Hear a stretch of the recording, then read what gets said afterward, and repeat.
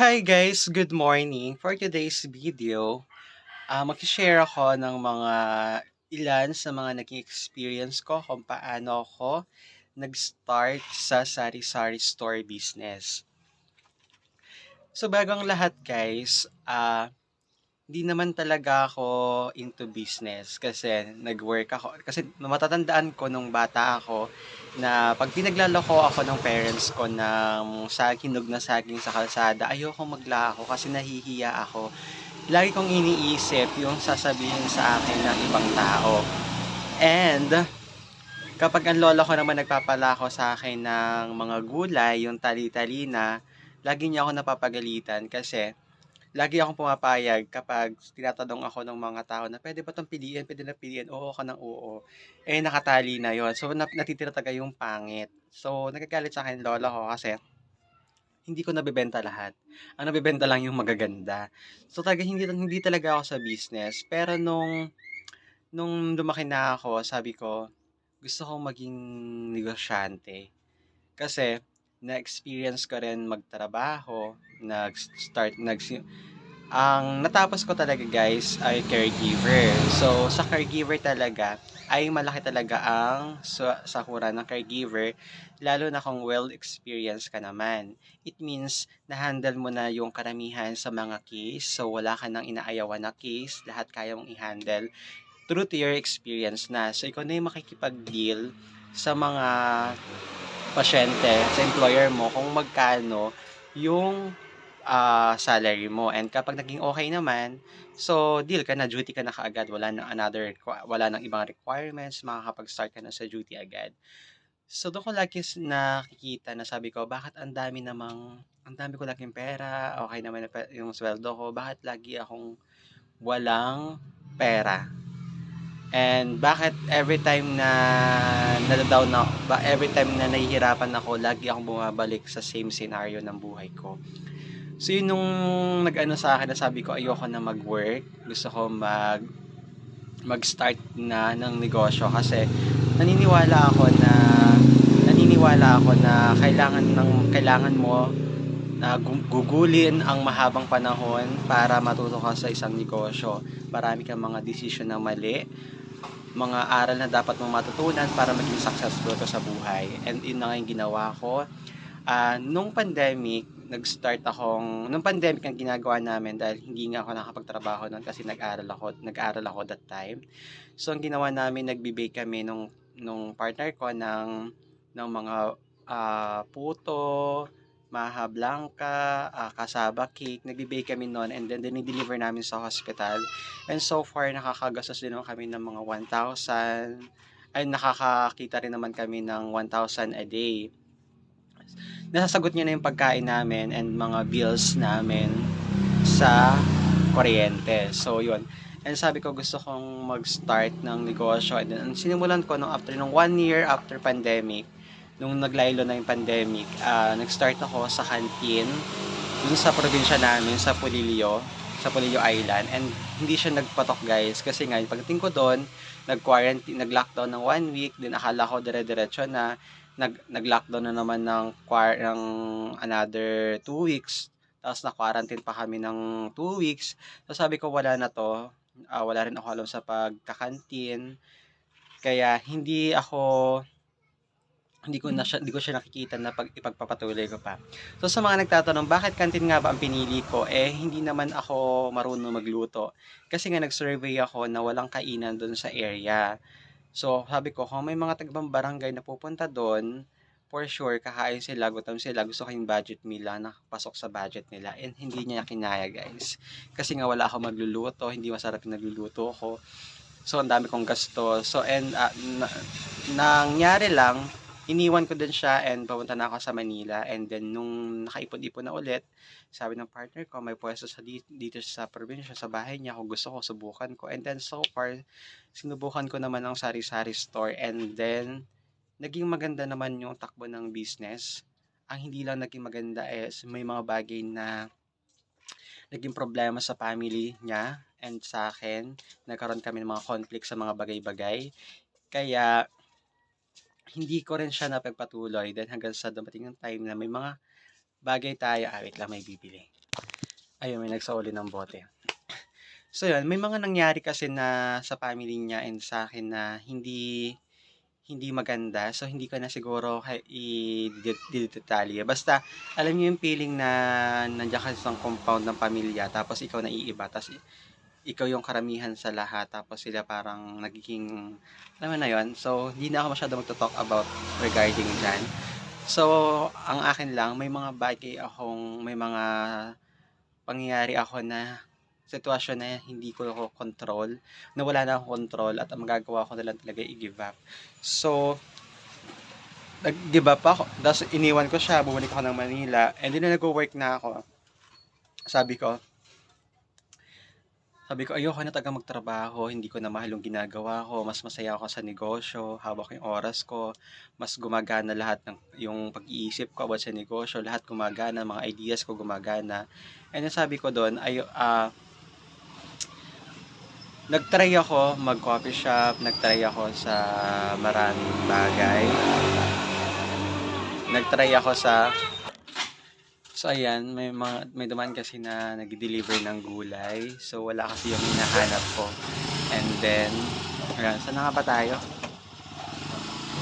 So yun, nung sabi nagtatrabaho ako sa Manila, sabi ko hindi talaga ako para magtrabaho na.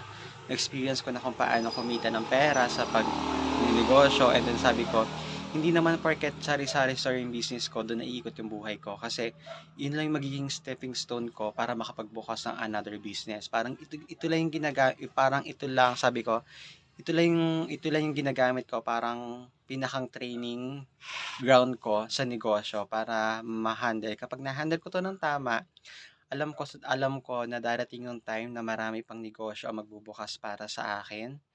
And kung 'pag na-handle ko 'to ng maayos, alam kong mas maha-handle ko pa yung mga bagay na malalaking darating sa akin.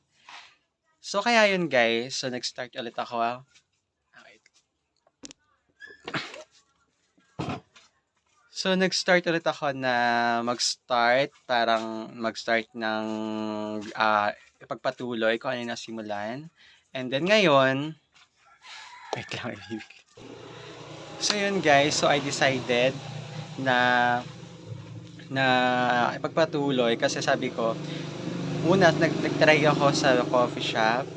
So nag-work ako ng coffee shop, sabi ko talagang yung work ko na caregiver ayoko na talaga. And then sabi ko baka mag-work sa ibang trabaho. And then yung nagtrabaho na ako sa coffee shop, sabi ko masaya naman, nag-e-enjoy ako pero hindi talaga ako masaya na nagtatrabaho ako kasi mahirap ang buhay na nagtatrabaho. And then nag-try ako sa family business which is roofing, construction, yung mga gumagawa ng mga mamahaling bubong. And then sabi ko, wala akong idea kung maglalaan ako ng 5 to 10 years dun sa negosyo na yon, ay maaaring matutunan ko yung business kasi magkakaroon ako ng malawak na kaalaman about doon. Pero kasi kung ngayon ko palang sisimulan, mag-aantay ako ng mahabang ilang taon na naman para matutunan ko yon. Sabi ko, ayokong sayangin nung ganong panahon para matuto ako. Gusto ko, sabi ko, okay naman yung tindahan, sari-sari store na business, wala naman naging problema. Yun nga lang, may mga bagay na kailangang i-give up. And then ngayon, so sabi ko, may nagsangla sa akin ng bahay, nagkaroon ako ng pwesto. Yung dun sa bahay na sinangla sa akin, may tindahan.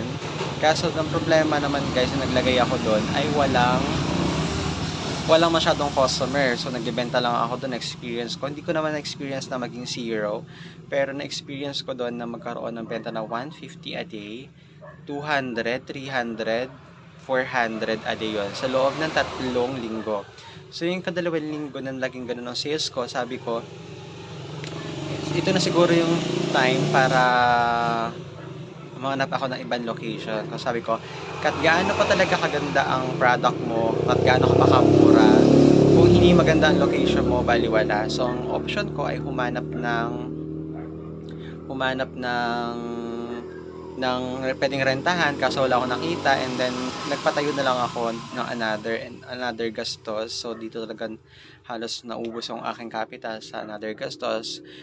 Thankful lang ako kasi yung sa bagong puwesto ko dito sa bagong puwesto ko lahat talaga umiikot. So, sa 2 buwan na-reach ko na talaga yung pinakang malaking sales ko compare nung last year nag-business ako, the whole year na nag-business ako. Mas maganda yung flow ng business ko ngayon, guys. Kaya mababa pa yung cost of living ko kasi nag-iisa lang ako. Kaya talagang napaikot ko yung pera sa pagtitipid, pagtitiyaga. Napaikot ko talaga siya. Kahit na yung mga ginamit ko palang pera dito, guys, lahat yon loan ko, credit ko sa mga friends. Isa lang yung linon ko na 100K kasi kailangan ko talaga yun para sa bahay na babayad ko. And then dun sa pangnegosyo ko na 50 and yung hiniram ko na 48K para naman dun sa paggastos ko pa uwi sa province and sa ibang pagpapagawa ng mga bagay-bagay. So, yun, okay naman. Ngayon, nagbabayad ako ng mga labor, yung mga ginamit materyales sa pagpapatayo ng aking tindahan. And then, nakabayad naman na ako. So, may balance pa akong 37K hanggang January. And kahit na medyo nagbabayad ako ng mga loan, kahit na nagbabayad ako ng mga loan, ano pa rin ako,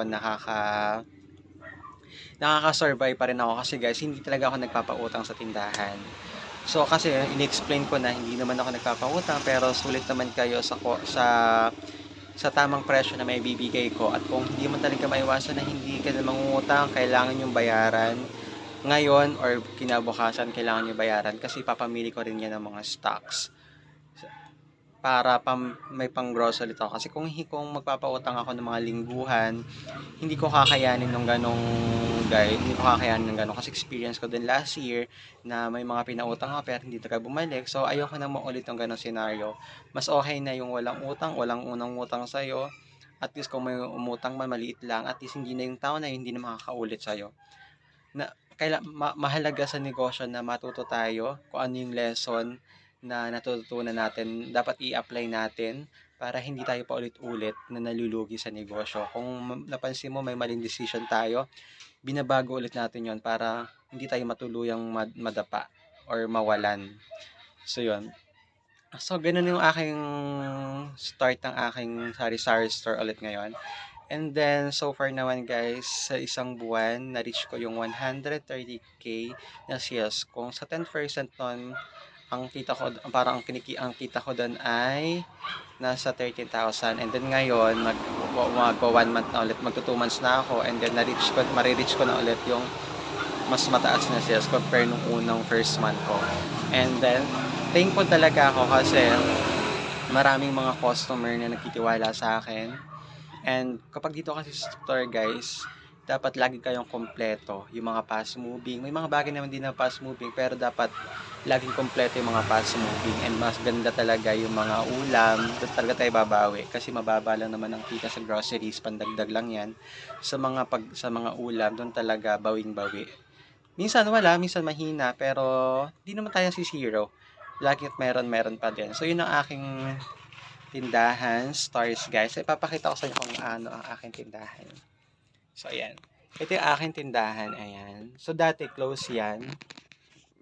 Ayan. So, dati close yung harap. Inopen ko na lang kasi ayan. Inopen ko na lang. Ayan.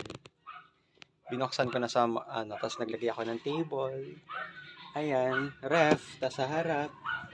Tapos table. Ayan. At least hindi ako masyadong pagod. And syempre guys, meron tayo CCTV. Ayan. Namamonitor natin. Asan na CCTV? Ayan. So yun guys, yung ating tindahan kung paano tayo nagsimula ulit magtindahan. So lahat pala na ginamit kong pera ay loan lang yon sa Pag-ibig. 100 and 5 years kung mabayaran yon na ang balik nun ay 148,000 sa loob ng 5 years. Parang ang hulog lang ay 2,500 to 5 a month or basta 100 pesos every day. So hindi na siya mahirap na makunin mo yung 100 pesos kasi mababa lang naman ng cost of living kasi mag-isa lang naman ako. And then mababa ako magpresyo 10 to 20% lang pero binabawi ko siya sa iba't ibang pangapaninda. So yun. So, yun lang muna guys ang ating pag-uusapan. Please, paki-share na rin ang aking videos and subscribe to my YouTube channel. And please patuloy po suportahan ang aking munting vlog. Salamat guys!